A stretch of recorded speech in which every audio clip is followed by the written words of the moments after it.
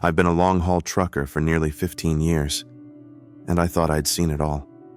But one night in 2017, deep in the Mojave Desert, something happened that still makes my skin crawl. I've never told the full story before, mostly because I still don't understand what I saw, or how close I might have come to never making it out.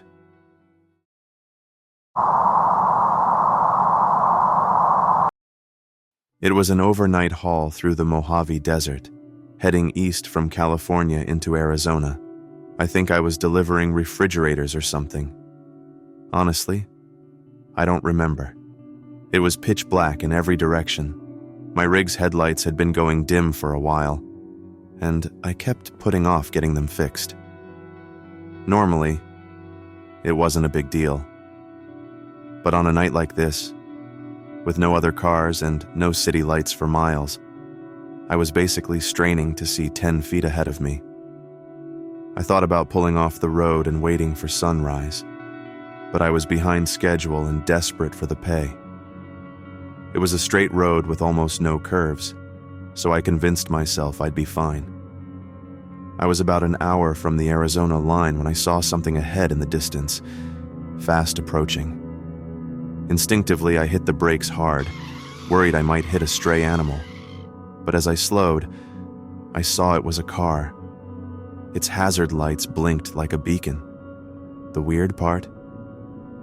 It was parked directly in the center of the two-lane road, right on the double yellow, and the passenger side door was wide open. I stopped less than a foot from hitting it. That alone still amazes me. Now, I'm not the kind of guy who scares easy.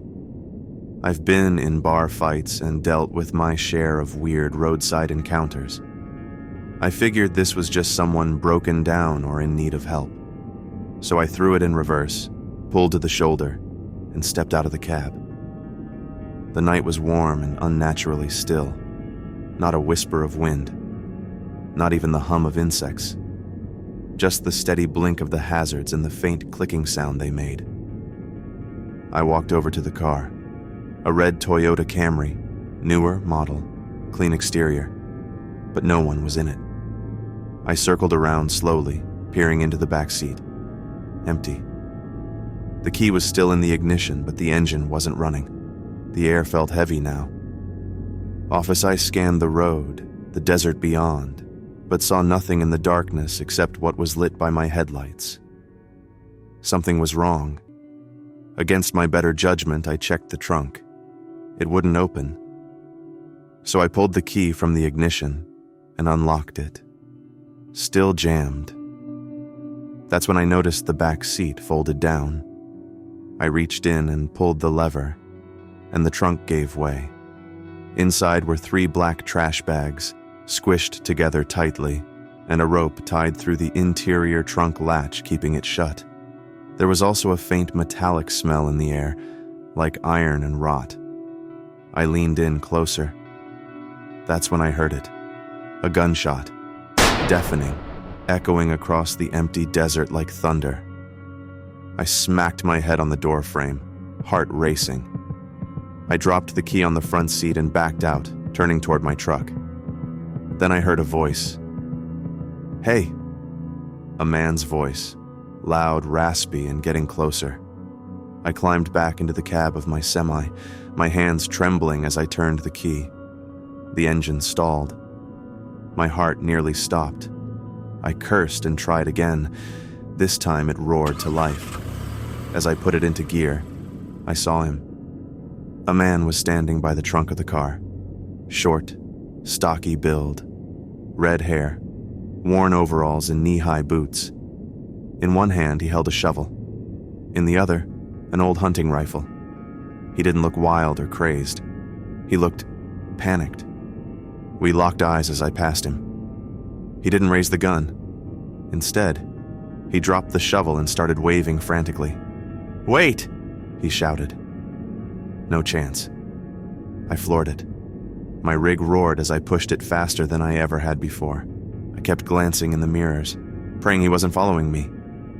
But a few minutes later, I saw headlights, closing fast.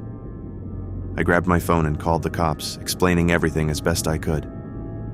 While I was still on the line, the car behind me swerved into my lane, honking wildly. He rode my tail, flashing his high beams. Then he pulled ahead of me, slammed on his brakes, and nearly caused me to crash into him. I was seconds from impact when red and blue lights lit up the road ahead. A patrol car. The man veered off the road, speeding into the desert. Gone. The officer pulled up to me as I parked, shaking and out of breath.